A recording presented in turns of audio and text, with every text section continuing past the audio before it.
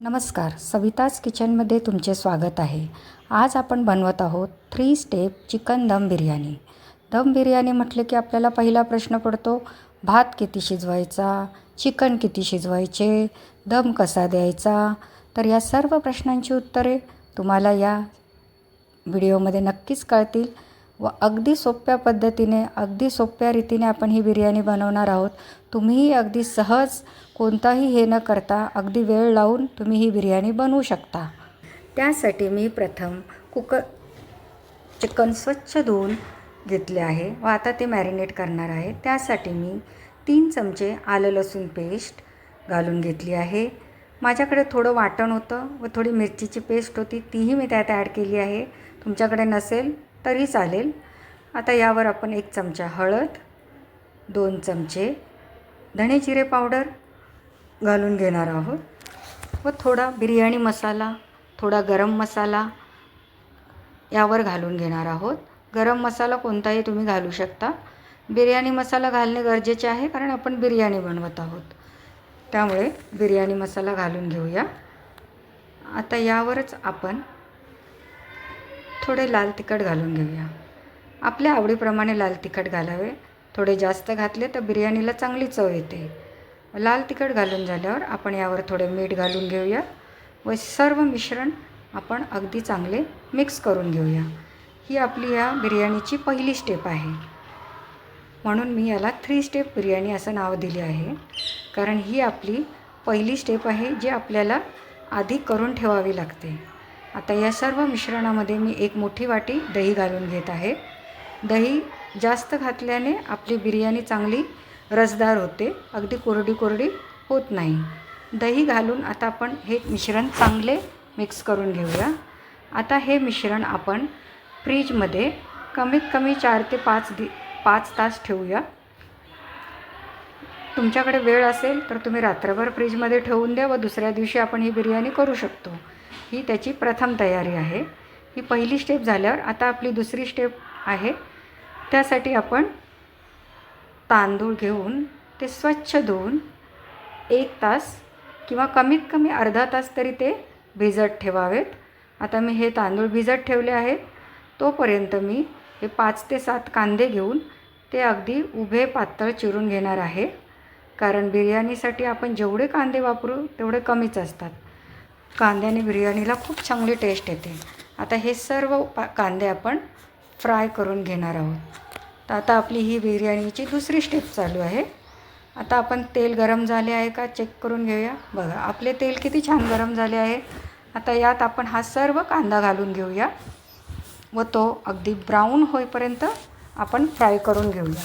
कांदा चांगला ब्राऊन व कुरकुरीत होणे गरजेचे आहे.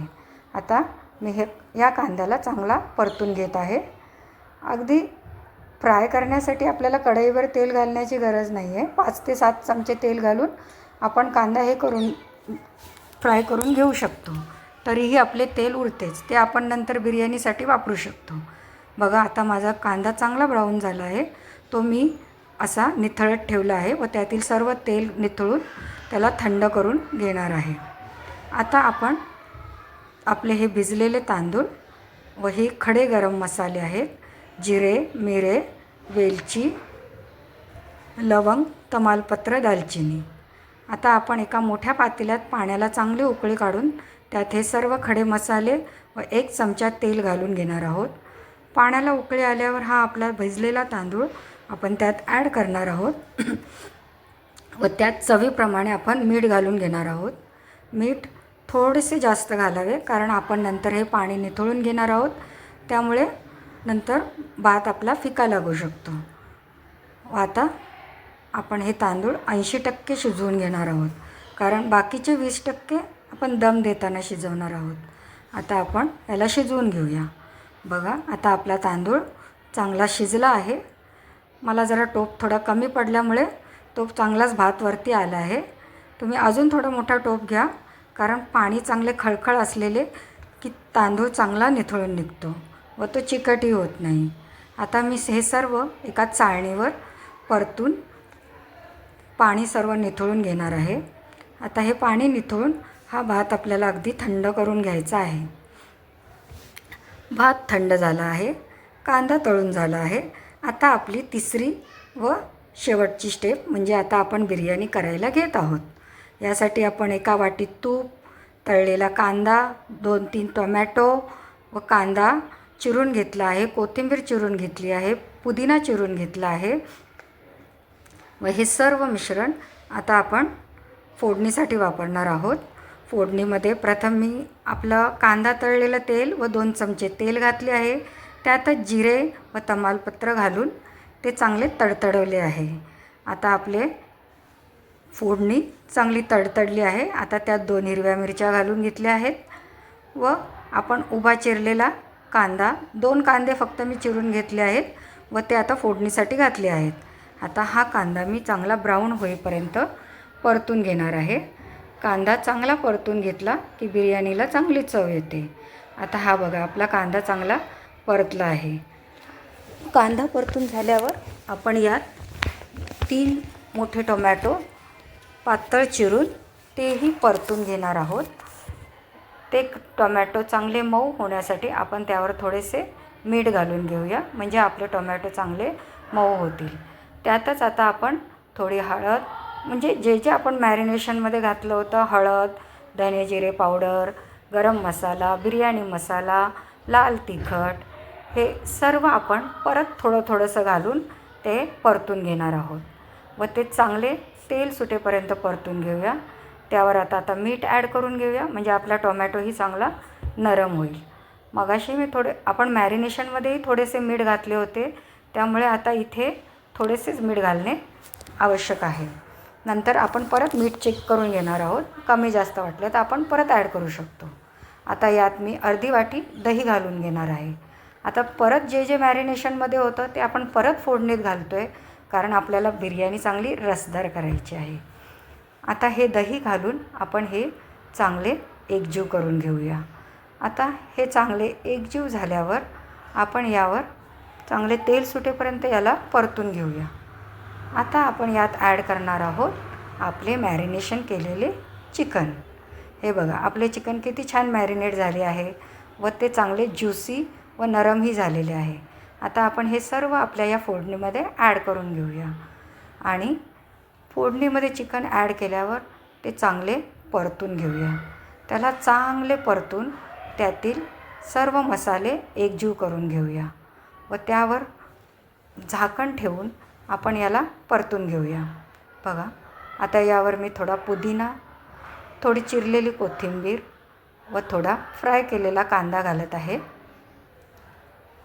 त्यामुळे याला चांगली चव येते व हे सर्व आपण परत चांगले परतून घेऊया. पण त्याआधी आपण त्यावर झाकण ठेवून एक वाफ आणूया, म्हणजे ते सर्व मसाले त्यात चांगले मुरतील. ते मसाले त्यात मुरल्यावर परत ते अगदी चांगले परतून घेणे खूप गरजेचे आहे. बिर्याणीला तुम्ही जेवढं परतून हे कराल तेवढी त्याची लज्जत वाढते.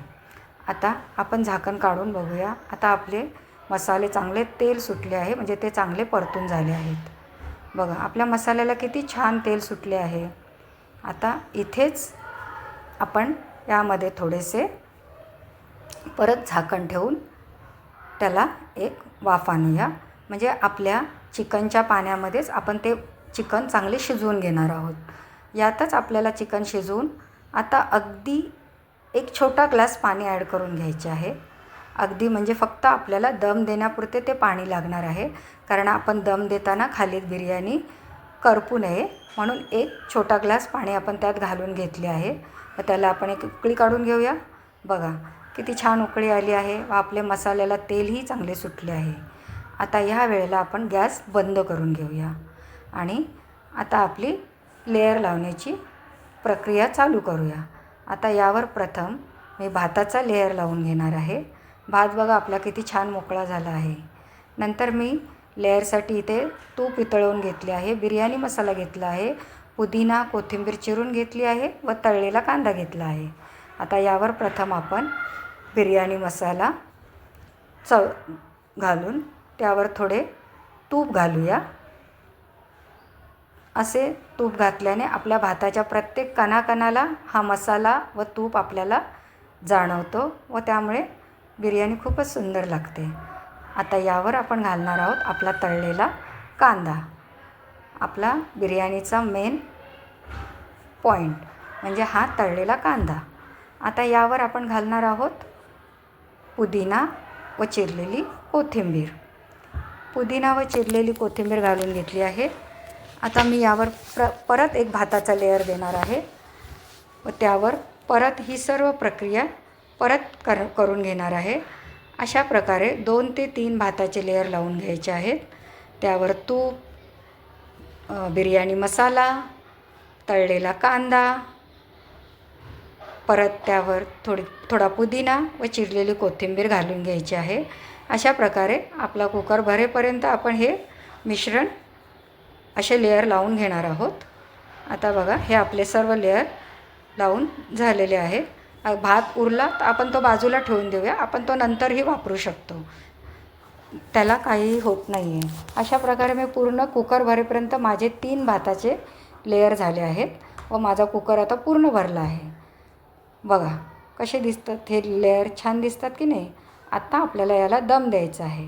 त्यासाठी आपण प्रथम कुकरच्या झाकणाची शिट्टी काढून बाजूला ठेवायची व झाकण लावून गॅस चालू करून गॅसवर प्रथम 5 मिनटे गॅस मोठा ठेवून वाफ तयार होण्यासाठी ठेवून द्यावे. नंतरचे 5 ते 7 मिनटे गॅस मंद करून दम देण्यासाठी ठेवावे.